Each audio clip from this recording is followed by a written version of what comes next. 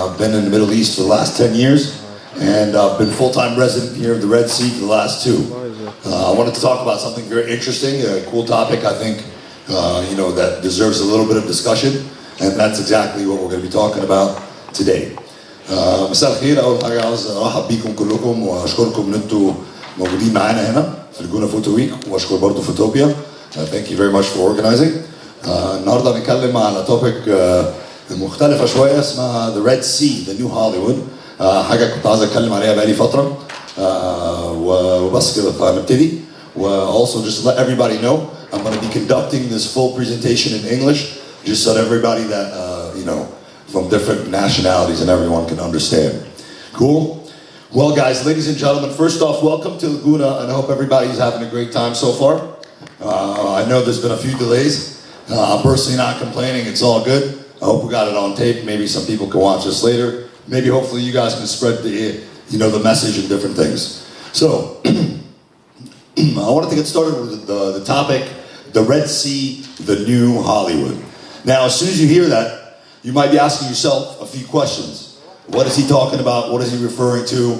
What kind of topics we're going to be discussing today. And exactly what we're going to be talking about is the following. Number one is going to be the brief history of film and the birth of Hollywood as an industry and as a geographic location. We're going to be talking about the Red Sea specifically and how I like to call it the new frontier. All right? And then we're also going to be covering facts and figures here that I've personally conducted some research on, and other things I have found as well that are very interesting. And we're going to talk about how the Red Sea can become a global hub for this new industry that we've already making huge strides in.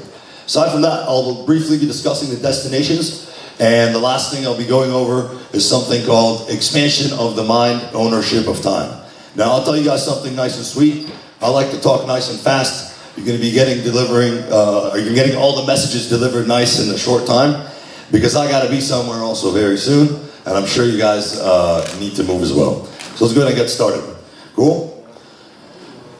It all started back in the day, and this is before this date, of course, but in 1911 specifically, the Moving Picture World Trade Magazine boasted that 320 days of sunshine could be found in beautiful California. Now, what ended up happening was, just so you guys know, the beginning and the birth of Hollywood all started in the late 1800s, okay? And in the late 1800s, what ended up happening was Thomas Edison was actually one of the only inventors on this planet that had patents for a beautiful piece of equipment called the kinetograph, or later they called it the kinetoscope. And prior to, of course, any kind of projection, any kind of TV, of course, or any of that, people, believe it or not, used to go to these places, and there would be a box just like this, and with this kinetograph, what would happen was they would roll film, and it would have to be manually done at a certain speed, and they would literally put their eye hole right there and start essentially watching motion pictures, and it was all called motion pictures at the time. There was still no sound, there was still no techniques, none of that was happening, but there was a big issue here for creators, is that most of this industry was based in the East Coast of America. And why? That's because at the time, Thomas Edison had something called the trust, which actually patented and got copyrights on a lot of their inventions, therefore restricted a lot of people to using them, unless they paid a specific fee.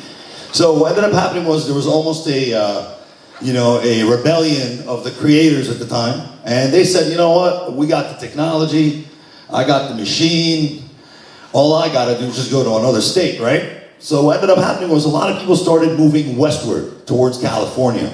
They wanted to be as far as possible from New York, so this way they don't have any legal implications. And what ended up following next is that once they got to California, what ended up happening was something extremely unique. For the first time in history, they were able to shoot for more than 200 days out of the year. They were able to, for the first time, for example, capture beautiful landscapes and nature and a lot of different things. And that's what essentially birthed the dawn of Hollywood and started this industry, was the fact that a few creatives wanted to go somewhere, and by mistake, believe it or not, because up until this time, it was not called Hollywood. It was basically a bunch of orange farms surrounding the whole area of the Los Angeles Valley. So what ended up happening was they decided, you know what, this is a beautiful place, we could stay here, we could do something here, and that's exactly what happened. What they ended up finding was, number one, the beautiful nature around California. If you guys ever been to America or similar places, America's an interesting place because depending where you are, geographically, you get different types of weather. What was interesting about California, it was a very dry area that allowed for a lot of different things, and allowed also for a lot of natural sets to actually just happen. From the canyons that they had, from the mountains that they had, from the vast oceans as well, from in the Pacific side. There was a lot of options for them to take advantage of, and that was one of the first things that they found. The second key point here was also the geography of California. It was an interesting place because specifically around Hollywood, it was a very flat land. They were able to construct a lot of different things on it. And aside from that, I mean, miles away, you can reach the ocean.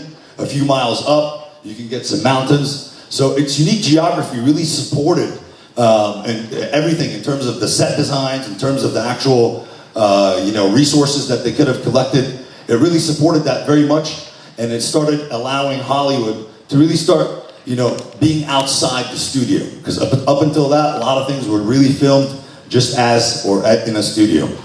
So as they kept going as well, what they ended up really finding as well, and this is in the early 1900s, guys, if you guys want to know the time reference. At the time as well, if you guys know a little bit about American history, on the East Coast, there were still a lot of different laws that restricted a lot of nationalities to even work, to do any kind of thing. And what they found in the West Coast was a different type of mindset. Some people even call it here, it's a very liberal state of mindset. It's a very creative state. So when they went there, they found that people were very open with each other. There was different work opportunities for different races, different nationalities, and they all worked together very well. And aside from that, you had a lot of Asians coming around from China, Japan, and different places at the time, which also birthed a different type of industry and allowed people for the first time to start understanding as well different cultures and integrating them in some of the films later on that we find in the 30s and the 40s and the 50s.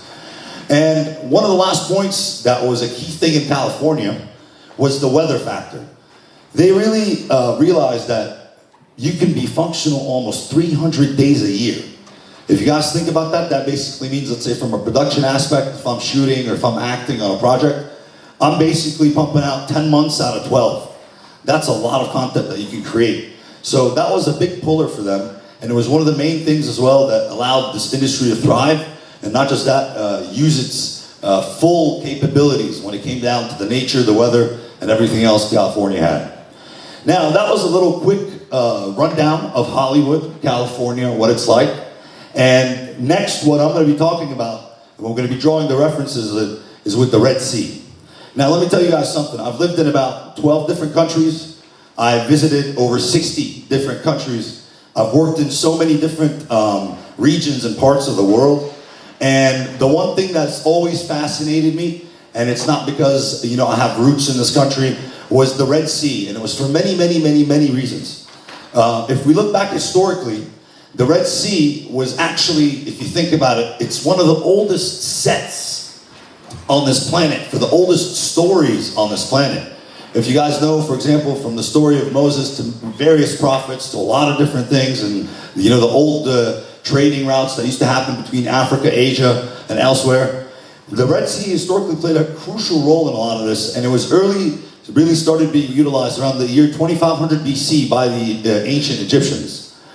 They preferred to be, of course, closer to the Nile. However, there's many artifacts that indicate they had a lot of trading and they set up a lot of different cities.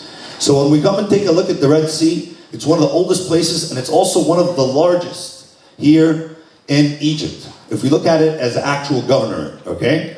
It is covering almost 203,000 kilometers squared. Now, to put that in perspective, imagine taking the whole east side of Egypt, and it's almost its own little country.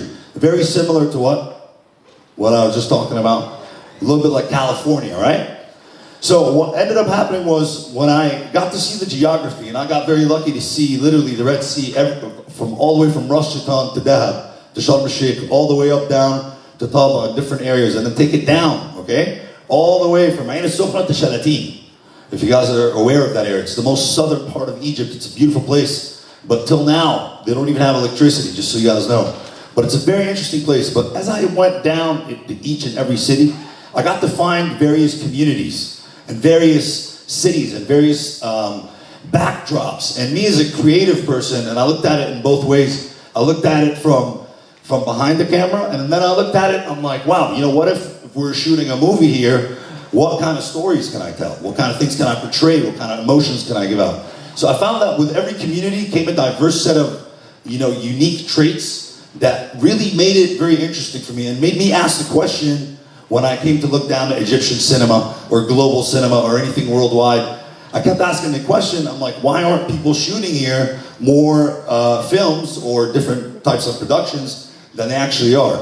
And I got to find a few different interesting factors, but these are the three main things that the Red Sea have in common with California. And specifically as well, we have even more advantages in my opinion, and I'm gonna list them for you right now.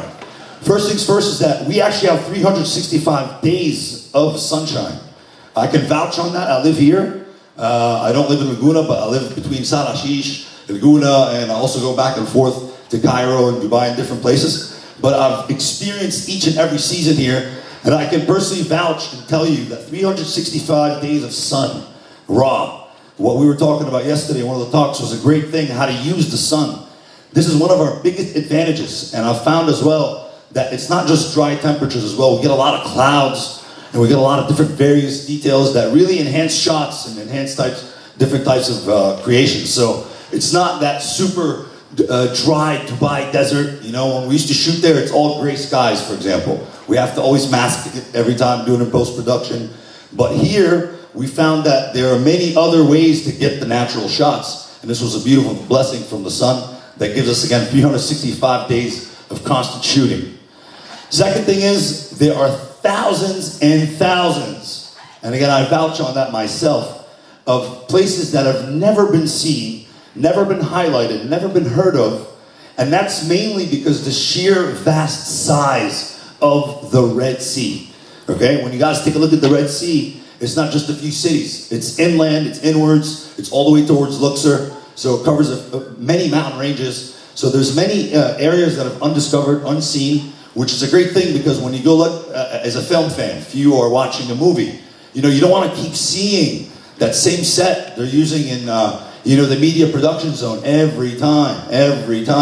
Or then you have to, you know, hear certain things where people have to fake certain shots so they can get other shots. So there's a lot of spaces that could be utilized within the Red Sea and the various communities, which allow, again, a lot of great production value and variety of the kinds of stories that you can tell. The third thing that I also am a big fan of is the wildlife and the marine life, and specifically the marine life, guys. You know, the Red Sea being a protected sea in various areas does a great job. Also, if you guys don't know as well, if you're not native to the Red Sea, a lot of things here are supported. Green initiatives are supported. A big chunk of this power right now is actually from wind farms, which is a beautiful thing. So with all that said, the wildlife and marine life is pretty thriving here. And if you're one of those guys, you know, if you're a documentary guy, or even if you want to tell films out in the sea or whichever, you're going to find an abundant, you know, life that you capture, and it's all real, which is a beautiful thing as well. And then the fourth thing I'd like to also say, which I brushed up a little bit earlier about, there's over 200,000 kilometers here, guys. Now, if you take a look at Cairo, in the greater Cairo area alone, I can guarantee you maximum, it's probably covering around 100 kilometers squared. And it keeps expanding.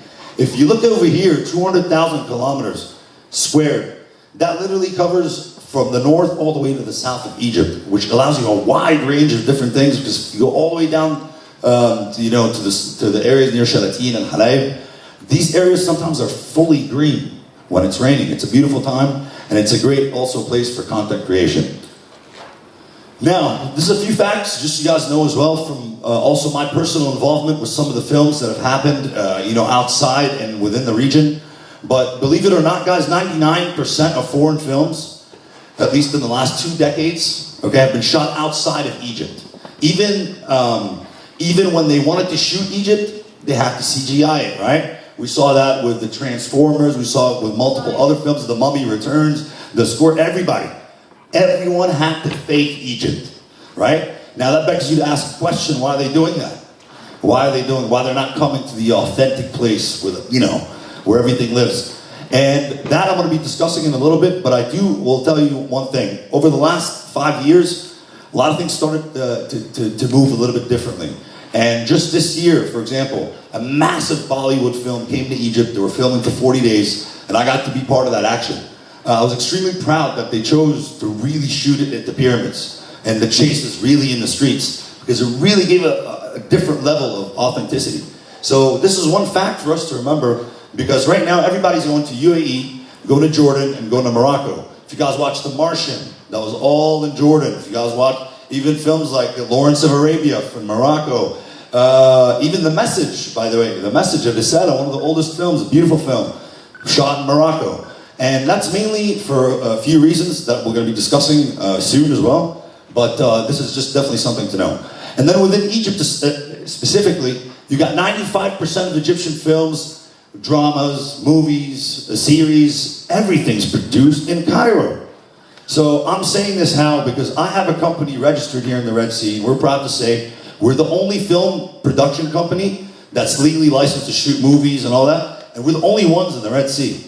Now that kills me. You know why? Because I know in Cairo, there are thousands and thousands and thousands of creative brains, all fighting within the same market. And everybody's thinking, okay, what is the next big step? What is the next big project? What is this and that? So one thing I've got to find that if you kind of diversify your geographic locations of work, you get to become more creative. And that's the thing I'm going to be covering coming up next now.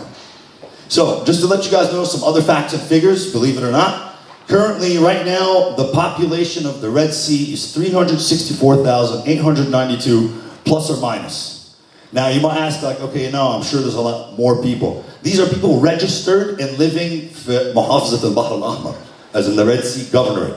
It does not include foreigners, and also does not include weekenders and people coming back and forth. From another weird number, we actually get millions of visitors here, for example, on a weekly basis. And we're talking about all the way from Sharm el-Sheikh and the Sinai, all the way down to Marsala. So we get a lot of great flow of people and different types of diversity. But why I wanted to drop this number is for a few things. Is that being inland compared to, let's say, Sinai, okay? Where let's say if you want to go shoot a film in Sinai, it's 10 times harder than what you can do here. Over here, you can get a lot of supplies. Everything is raw. Your resources are much cheaper. Your personnel are much cheaper. And there's a great amount of talent, actually, believe it or not, that is circulating all around the city. This can come from various types of personnel, but there's a lot of different talent that can be utilized. And even better, something I'm going to let you guys know about as well, is that in the Red Sea, we have 8 major destinations. And I'm talking about everywhere from Ain al-Sukhna, coming down to El Guna, going down to Hurghada. You got Sal Hashish, Soma Bay, Makati, Marsa Alam, Sharm el-Sheikh, Taba, Dahab, everybody, everywhere knows about these places. And we all come here for vacation. But did you ever ask yourself, can I come shoot a movie here? Maybe I hope you can ask twice, after we're done with this conversation. But it's 8 major destinations. Another cool fact, there's over 400 hotels and different themes. This is it's actually one of my first times back as an adult in Guna, and I was very impressed by some of the lodging options that happen. As I'm walking around, guys, I'm actually looking around and I'm like, man, I feel like I'm in Santa Fe or New Mexico or Arizona or something like that. So it really inspired me because I got to see the other towns as well. And if you really think about it, every hotel here can offer you something as a content creator, right? Whether I need a bar, whether I need a terrace, whether I need that shot in the balcony, looking at something, whether it's a mountain or the sea or whichever, I can assure you can find it in the Red Sea. Now, the best thing is, I'll tell you guys from a production aspect, is that I know walking into each and every set or each and every location of those, no one else has shot it before. You see what I mean? This is a beautiful feeling for me when I can reenact a story in a different way. So the Red Sea serves you with over 400 hotels and themes, and more than that, 600 plus different types of major restaurants and different places that you can shoot in. Now, from a production point as well, this makes me very happy because I have, let's say, a crew of 200 people. I need to be able to feed them, right? If I'm stuck in the middle of the desert like I was in Dubai, I'd be paying 3-4 times the cost for food, transportation, a lot of different things. So having all these facilities around and being utilized properly could really give you an advantage in both of course, creating the content, and then obviously on the back end from the production aspect. Aside from that, guys, we have various mountain ranges, historical sites, all kinds of deserts, and of course our main seller, which is the Red Sea, right? The Red Sea. The Red Sea is absolutely incredible because if you go around it and really discover it, and we got to really discover it through flight, which was a beautiful thing. We did it with the drones and helicopters and different things, and we found incredible things in different areas. And I can tell you guys, there's hundreds of islands here in the Red Sea, hundreds. There's a new one even being developed right now, maybe you guys heard about it, called Tawila Island. A beautiful place, around 23 kilometers from here. Going to be one of the top destinations here. It's an incredible place, just like Laguna and many other cities. But one of the last key pointers here, and this is great for international production as well as local productions, is that we actually have 3 international airports. Cool? You have the airport in Sharm el-Sheikh, you have the airport in Hurghada, and you have the airport where in Marsana. There's even an airport in El Guna. However, it does not support international flights like the other major destinations. However, this is all available, which makes a lot of things much more feasible to achieve. I'll give you a perfect example. Let's say I'm shooting a movie, and I need to fly a crew from LA, from France, from London, from wherever, and we're here going to shoot in the desert. Why would I, as a producer, fly them into Cairo, okay, give them the little Cairo hell before they get to work, okay, and then tell them, hey man, you're gonna hop on a bus for 6 hours, okay, or take another flight. It's probably not gonna happen. I don't want to do that. It's a waste of time and money and energy, right? So with 3 major airports, you can literally fly people in, and I can guarantee you the furthest spot from Europe here right now is about 6 hours away, which is London, I believe. So imagine, you can get literally from anywhere around us within less than 6 hours. So this is exactly what I was talking to you guys about earlier, is that when filmmakers did go there, they realized those beautiful advantages. And this is exactly what I think and how we can start taking, steps forward. And I was very impressed when I came to the campus here because I didn't know they had facilities like this here in Guna, so I was very happy. But if you guys think about it, what is really needed to start a media hub or a media thing? In real reality, if you really want my opinion, all I'm telling you, a camera and a computer, you can get started, right? We're all living examples of that one way or another. You don't need the big fancy stuff anymore. You don't need so many things, okay? And I can tell you that, like, really. So what I've found is that if we have proper production facilities, and I'm talking about whether it's post-production, pre-production, conceptualization, storyboards, or if we have a hub, let's say like this building, right? Imagine every one of us had a little office for their business. And we're replicating Cairo, for example. Do you know how many projects can get pumped out on a monthly basis? Incredible things can happen, and this is how it can be started, is that if we have the right production facilities, which again is a private and public sector thing. It takes more businesses like mine, for example, to be like, hey, I'm going to be based in the Red Sea, let me explore the market. So I think the more we can get together and start forming this, we can start doing more production.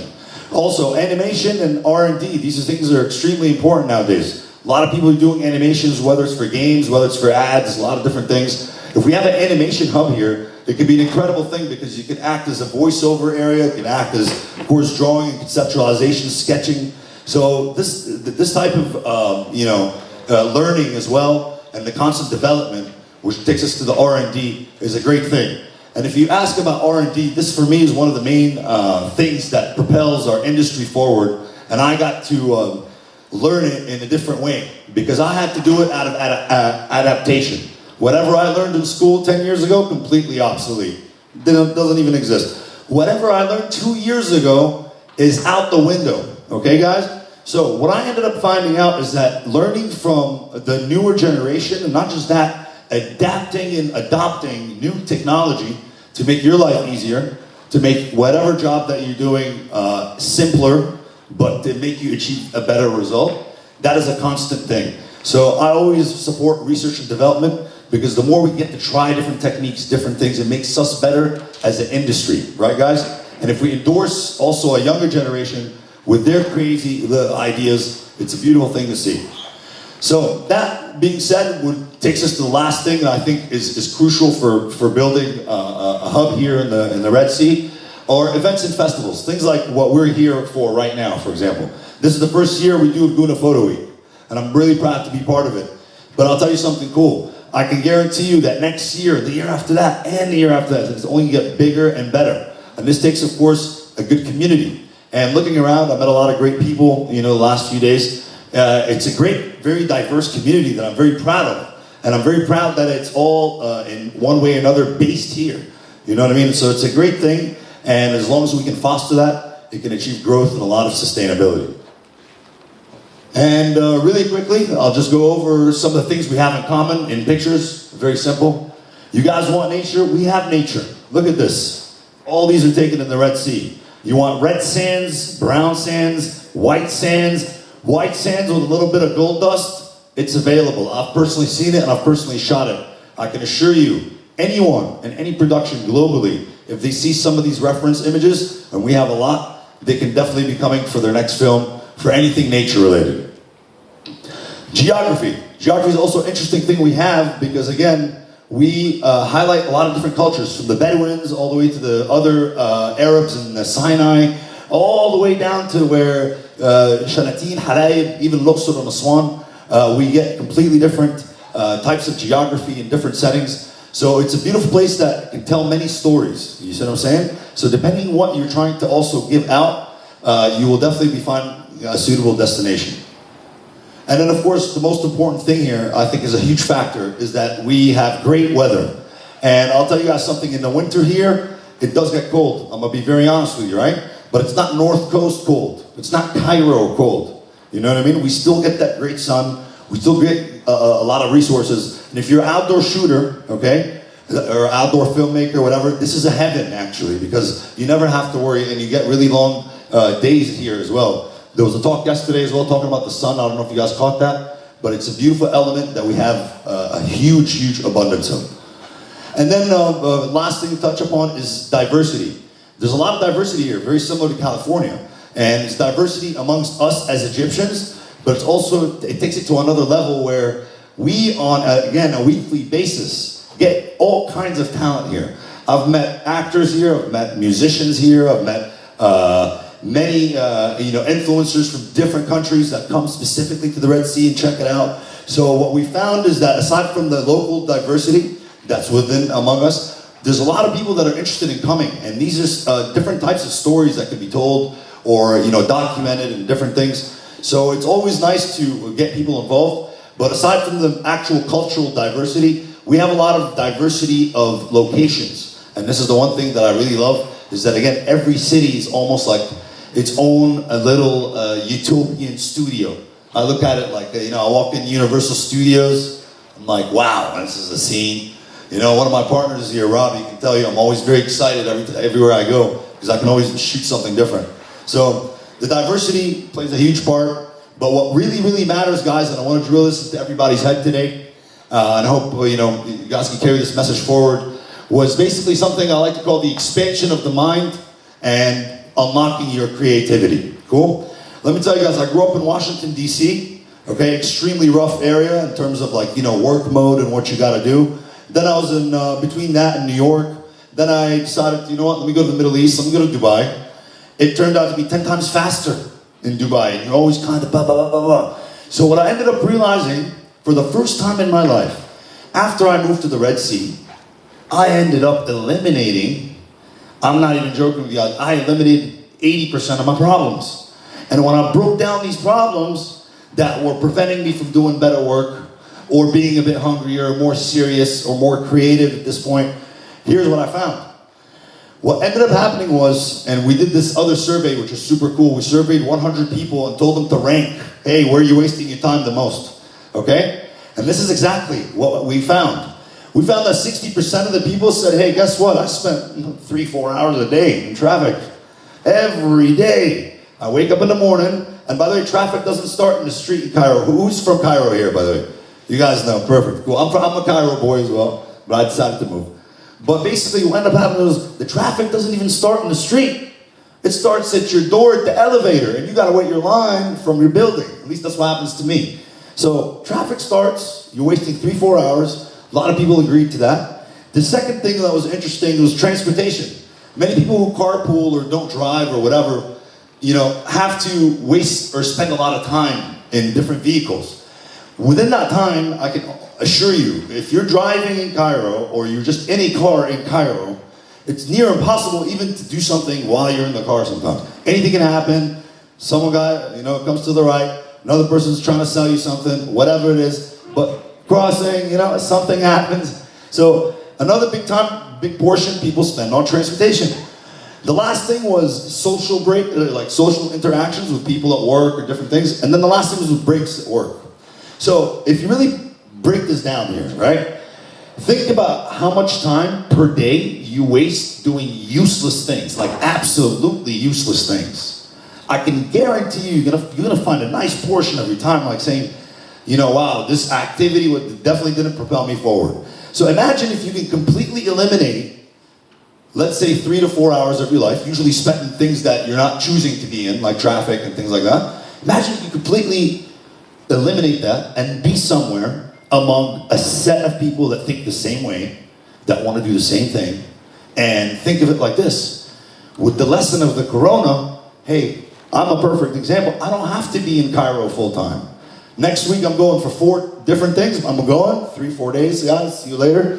I need my red seat, you see what I mean? But what I found is that if we create a hub of creatives that all endorse and believe in the same thing, and by the way, it's big in Guna here. There's a lot of people here that come and work and do different things, But throughout the Red Sea and scattered, everybody has their own vibe and their own style. You know what I'm saying? Some people like calmer areas. I like that personally. Some people like a bit busy. But there's something for everybody. But what if we can all, again, collectively eliminate some of these problems and start really giving that same time or putting it towards something else? Whether it's your craft, whether a bit more practice. I always recommend the gym. You know what I mean? It taught me a lot of things. You can do a lot of things to better yourself in that time. And that's, for me, what really happened is that I felt like when I came here finally, and I left Dubai, and I left DC, and I really started thinking about what was important. What was really important is to actually, experience life. Because when you really experience life, that's when your brain, it kind of gets tickled, and you start thinking of all these crazy ideas and the cool things you want to do. So again, highly recommended, guys. I personally did it. You know what I'm saying? I'm not telling anybody to move tomorrow, but definitely consider it because, again, we literally have everything that, is available, whether in Cairo or all over the world. And again, you're minutes or hours away from anything you want to achieve. Now, how do we do all this, everything I'm talking about? It's a beautiful thing, cool Hollywood, right? Let's go put a, Red Sea sign in the mountain, which would be cool, right? I would love to do that.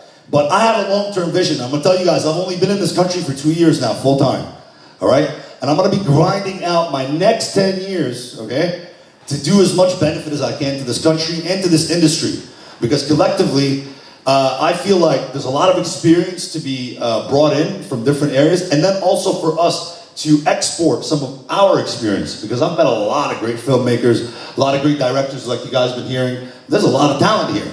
But the problem is, the outside can't even get to us, right? And that's going to go through, of course, digitalization, a lot of different initiatives that we need to be focusing on. But it all starts, again, by creating communities like this one. So thank you guys again, for being here this weekend. It's great, when we meet people like within the same field. It's all about building communities, and I think that's how you can really foster proper growth. It also will take expanding local and global outreach within the media industry. You see what I mean? Really cool, just the last year, if you guys think about it, Marvel had Moon Knight, which was, Egyptian told story. That was reached out to be casted from here. Same with a lot of other projects that have been now looking here, specifically for talent. I'm very happy to see that, when they're looking for real, authentic types of talent. They're not faking it anymore, in the West. So that takes a very big thing. And then something that, hopefully can happen as well is establishment of like an official media hub in the Red Sea. We see great initiatives by, especially Guna, for example, they have the film festivals, right? They started doing that, started supporting the arts. So I think the more we can start grabbing the right personnel, the right people, the right ideas in the right place, this could really serve us very well. And the next thing for me is a huge thing as well, is always getting the new generation involved. The biggest issue I had with Egyptian media and film and cinema for the longest time is that I kept seeing the same people every time. Since Rafat al-Haggan, it's like the same people, like 86 I've been remembering. So it's like, I'm like, okay, why aren't they letting new people in? Is it a talent gap, or is it people just, you know? Because for example, the media also in some ways it's known as like a weird closed mafia. Sometimes they don't let people in, you know. So it's like you ask, is it that or what is it? But in reality, I just think for so long, and that was back then, I think more in the 90s and 2000s, we were just stuck in a weird creative little area, you know what I mean? But that changed now. Everybody now can produce, make different types of things. You know, with simple cameras, you can create magic. So this is a great thing, and I really think we should always endorse the new generation, the new ideas, new editing styles, coloring, all kinds of things, because it's always what's going to propel us forward. And the last few things here is what I was going to brush up on earlier, and why movies are going outside, is because they're not getting incentives from the government, okay? Let's say a foreign movie today, I want to shoot Egypt. I don't even know who to talk to. Who am I going to call? Is it the Ministry of Tourism? Is it the Media Production Zone? Or is it this guy? Or is it the guy I met on the plane? You know, that told me I'll get you a permit for $500? You know, I don't know who to talk to. But that's all changing actually just this week, because they're launching a new set of laws, okay? That's highlighting great new, it's a decree actually from the Ministry of Tourism as well as the Prime Minister, that's highlighting great new ways of now how you can shoot content without permits. For individuals only. That's correct. That is for, and you will still need, let's say, certain permits for professional productions, which is good. But I'm happy just to at least see the step that they opened their eyes, you know, which is a good thing. Because we did get a lot, as a country, by the way, a lot of bad reviews, negative reviews about content creation. They don't let me shoot. They took my cameras. I mean, hell, guys, I walked in the airport here. The guy saw a drone battery. He was like, "Talali drone." I'm like, "Sir, I don't have it. I'm just using it for a lens." He's like, "Talali drone." I'm like, "All right." I go into a room. He goes, "بص يا إما هتمشي بمحضر أو هتخش الأوضة دي كده وتكسرهولي." But that's the thing. So I walked in the room and the guy, and I looked at him. I'm like, "أكسر بجد ولا?" You know? He was not joking. He was like, "Break it," and I broke it, guys. I broke it right in front of him. 15,000 dirham drone. I was like, "Okay, there you go." I'm like, "Can I keep the lens at least?" He let me keep the lens. But this was a situation, you know what I mean? Now, I didn't complain about it in the media and say, "Oh my God, da da da da." But you know what? Other people do. The Americans go back and make YouTube videos and saying this and that. I don't like to see that on my country, right? And seeing some of these initiatives, I hope changes this. And also, we also have to do our part as well to let people know, yes, you know, we have a few things here, things to consider. But in reality, if you capture your content here, it's 100 times better than anywhere else in the world. And it's authentic. There's something about the government initiative in 1978. في فيلم اللي هو اسمه ذا نايت بتاع جازا كريستي اتعمل كريستي، وبعدين هو الفيلم جه هنا مصر اتعمل في اسوان والاقصر، وكانت الدنيا كويسه جدا، وحتى بتاعت البرودكشن قالت الناس كانت حلوه جدا، كانت تصور الناس بطريقه طبيعيه قوي.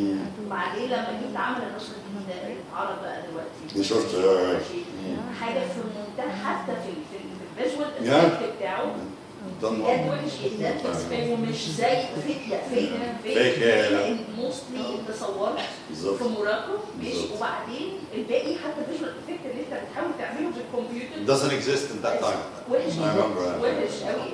رغم ان بتاع 78 بقى كان حلو جدا وحقيقي جدا وقصه ممتعه للغايه، وانت شايف المصريين والاطفال بس وكل حاجه. طب ايه اللي حصل من دلوقتي بعد المفروض نتطور مش بجد؟ صح 100%. I agree and that's a great point by the way. يعني ايه اللي صعب ان انت الافلام تيجي عندك؟ صح 100%. دايما بتصور لي مصر ده كلها سوق وبتاع، ده في المغرب بالظبط. عندي مدينه وعندي مودرنتي وعندي ناس بتلبس حلو جدا وناس بتلبس لسه جلابيه. صح الجاب دي ايه ده؟ بالظبط. وعلى فكره يعني انا برضو لما سالت نفس الاسئله دي لما كنت هنا مع نفسي، كنت برضو بحاول الاقي اجوبه، لقيت ان هي بس ما تعملهاش قوانين صح او من اوقات معينه علشان تسهل او يفهموا برضو الحاجات اللي هو ايه البوم الجديد برضو بتاع الديجيتال ميديا والكلام ده. ف you know to go back to English I was saying yeah. عكس كندا او دلوقتي الدرونز لا عادي يدخل فيها عادي، ولا يوتيوبر خلاص عادي عارفين ده الكاميرات مع اليوتيوبر ده مش حاجه اللي هو شغل بس صح. I agree. Oh, things are changing little by little, and that's the good thing at least. You know what I mean? Egypt's taking steps forward, and I can vouch for that. But from a whole nother level, regardless, I can tell you one thing. For me, working on some foreign productions from Hollywood to Bollywood to now looking into Egypt, I can tell you one thing. The quality and the level that now we've been able to achieve is competing on the same level. But what's going to really put us on the map here, I think, is going to be the next level types of productions, the collaborations, and not just that as well, but the actual utilization of everything I told you guys. You know, from the locations to personnel to various things. So moving forward, I really have good hopes, you know, for this whole industry as a whole in Egypt, and I hope, you know, in the Red Sea a bit more as well. And then just to really tell you guys, the last thing I think how all this really can happen is, again, with the initiatives like we see here, specifically in Guna with the film festivals and a lot of other things. But even with that, I just want to brush up my personal opinion on something. You know, these film festivals shouldn't be about who's wearing what, who's dating who, this person wore green today, this person wore orange. You know what I'm saying? So it's also, you know, the essence of these things is to showcase new talent, right? Whether you're director, producer, an actor. So I also think that film festivals should be a bit more focused and film-centric rather than people-centric, because that's how people really get to see new talent. And, you know, we are seeing great steps here happening in Egypt. And, you know, I'm very thankful to be here right now, to be at my age right now. Because a lot of people, you know, they stay abroad all their life, and they come when they're 60, retired, can't speak Arabic. You know what I mean? I couldn't speak Arabic, by the way, for a very long time when I was in America. But I had to teach myself, right? So I'm very happy to be back here. I'm really happy to meet all of you guys. I thank you guys for being here, really. It's been an absolute pleasure. I'm going to actually be back on the stage at 6 p.m. or maybe 7 for another conversation with two of my colleagues as well, great people. Timmy and Amy Mwafi will be talking about NFTs and different types of digital ownership and different functionalities of different technologies. So I hope you guys can come back for that. And again, thank you guys for your time. I hope this was informative. I hope we can continue this discussion anytime. If you need to get at me, you can holler at me anytime. I'm always in the Red Sea. And thank you again for your time, and have a great day.